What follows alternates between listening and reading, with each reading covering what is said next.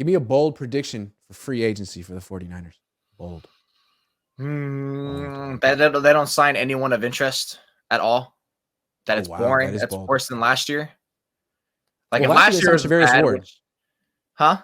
Last year they signed Charvarius Ward.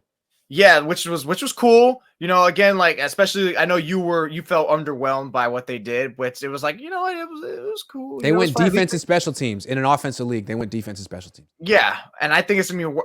My bold prediction would be that they don't do any of that. It's just gonna be a bunch of like roundabouts. And I'm not gonna say a bold prediction is going after Jesse Bates. Like that's not bold. That's kind of sounds like what they are gonna do now at this point. Makes sense. That's what I was gonna say. Bold? Sorry, that's what I was gonna say. Damn it. Is that bold? My bold prediction is that their big move is gonna be on defense. Even after we just said they should be improving their offense, it's gonna be defense. They're gonna find some cheap ways to address center and right tackle draft picks 1 year. Because the only way that makes sense free agency wise is to go out. Jesse Bates is of all the needs they have, which is obviously we discussed as offensive line, defensive line, whether it's center, tackle, guard, edge rusher, interior defensive line, and then obviously safety. Because otherwise, other than offense, upgrading quarterback Lamar, but then what else do they need? They don't need help with receiver. Yeah, and Jesse Bates is a great player. Great player. I mean, younger. You could even say it'd be a better signing than Charvarius Ward, which ended up being a good signing. But it's just another high-priced player on defense, and you're not allowed to play defense. Now, it's nice to have a free safety because he's not going to be in man-to-man coverage. He can't get flagged. He's not a big hitter. He's just there to intercept passes. Great. You need that against Patrick Mahomes. Great. But the Niners have already spent on Armstead, Greenlaw, Warner, Charvarius Ward, soon to be Nick Bosa. I mean, this is a very expensive defense, but I don't think they care. I think they're proud of it. Greenlaw's contract only takes about like 1.3. That's true. He's actually of all of them, he's the biggest bargain star. Yeah, he's still only making like $9 million a year or whatever. Yeah, biggest bargain star. It's a good bold prediction. Now, give me a bold prediction for the draft. They're going to draft a kicker, one of their high picks. They're going to draft a kicker. They're going to draft Sebastian Janikowski Jr. I have obviously the only reason why I'm saying this is because they did that with Mitch Wisnowski in the 4th round before. If you can do that once, you probably can do it again. All right, and look, he's still on the team, so maybe they go that route. Maybe they think going higher. They was like, we have $1 million 3rd, 4th, 5th round picks. We're going to use one of our 3rds or 4th and do that for one of the more well-rounded guys who can kick. Because, you know, if that was the case, I mean, Robbie Gould, you know, he already said he's gone. And that's probably because, you know, he wants to be top 5 paid again, Robbie Gould, which is the $5 to $6 million range. And it's like, should we do that? I mean, you're already in your 40s. We got to weigh the possibility of you declining. And our other needs elsewhere are higher on the totem pole than as a kicker. Which, by the way, do you think it's a mistake to let him walk? Who? Robbie Gould?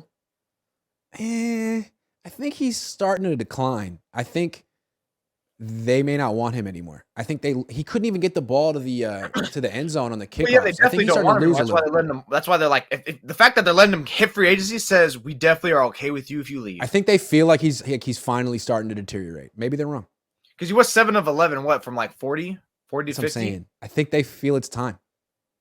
And it kind of felt like the Niners went for it a little more around the 50 than they did in years past, and that's probably because why as well. Yeah. My bold draft prediction is that they will not trade up. They got picks 99, like 101 and 102, and a lot of people repeat of last year. Say again. Yeah, exactly. The Niners didn't make any trades last year, and I don't think that was a coincidence. I feel like the Niners have had some bad luck trading up, and I don't know how they look at it, but I mean, you know, Trey Sermon, Trey Lance. Brandon Ayuk's been good, but he's in and out of the doghouse weekly. There's more that I can't. Dante Pettis. I feel like the Niners may feel that they're trying to create a culture of competition and earning it, meritocracy. And if you trade up for someone, it kind of creates the perception that something is being given to you. And that's really not what they want to do. I don't think they want to do it anymore. They haven't had success trading up and targeting players. Joe Williams. I think they're done. I think they're over it. But that's my bold prediction. They're going to stick at 99. I think it's by design. I don't think they want the pressure. I think they just want to chill and be like, we're not drafting starters. This guy's for the future. No expectations. Leave us the hell alone. I think that's what they want. Yeah, that makes sense. And if you get it last year, I mean, look, I mean, I'm not gonna.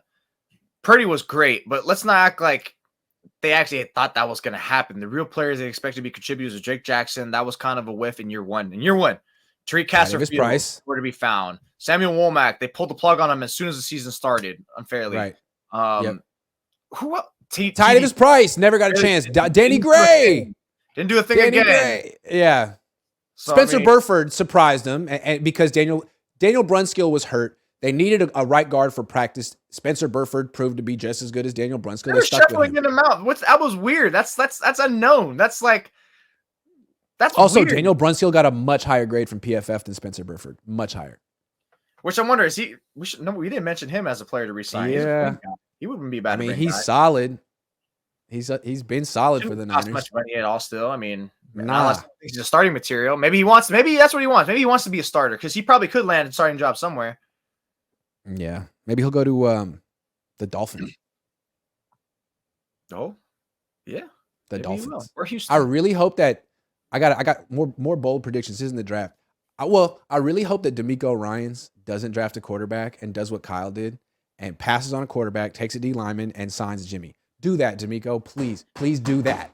I told you at his press conference, maybe, it depends how much autonomy he actually says in terms of final say on personnel. But I did tell you, he said that he did get a question about the draft and quarterback. And he says, he pretty much is like I said, it's not necessary that we have to go number 2 there because sign Jimmy. And through his experience, and the same thing, through his experience with Kyle, is you don't need that top guy to go far. It's true, you don't need that top guy to go far, but you need that top guy if you want to win. Sign Jimmy, please. D'Amico, Bobby Slowick, sign Jimmy. Don't draft a quarterback. Slowick, why would you draft? The New England ties. It's all there for him. Please, I want to see this. I need to see this. But then you still can't go after just Jimmy. They're going to go. I mean, they got cap space, so they could have to go after Jimmy and someone else. Maybe even draft someone later. Yeah, they'll draft someone, whoever Kyle Shanahan would want. That's what they're going to do. Please be 49ers South. Do that. Well, they still have God, I forget his name. Why do I forget so many of these quarterbacks' names? The Texans quarterback, the guy who's really bad. Davis Mills. I was about to call him. Saw Davis Mills? Yeah. So him and Jimmy Garoppolo together? Jimmy, and then draft? That would be like the Red Ranger and the White Ranger coming together and making a Megatron. What was it called? Megazord? Something like that. Ultron? Voltron? That was before your time, too. Power Rangers. That show was corny. They did a lot of I used to watch it. I just don't remember the names to all that stuff. I used to watch that. Right, because they would have they would team up in this. They would do a weird choreographed dance and press a little wristband or something, and then they turn it to this little helicopter spaceship thing. Yep. Have you seen that Moody kid from Michigan? Is he worth taking high in the draft? I don't know. I haven't. I don't scout kickers. But I'll try. I haven't, so I don't have an opinion. All I know is that when they drafted Mitch Wishnowsky, I roasted him because he kicked in Utah, which is 7,000 feet above sea level. And he averaged 54, 55 yards a punt at home, but on the road, it was 47. I was like, guys, do you know this? But they're always we don't care. We like his hang time. It's okay, there you go. Fine. Whatever. He's been pretty sketch. Every once in a while, though, he does that knuckle kick and gets the fumble. He should do that every time. I really hope they draft a kicker just because when I write that article, I'm just going to laugh the whole time and I'm going to be writing. I'm like, what is this stupid excuse of a mess?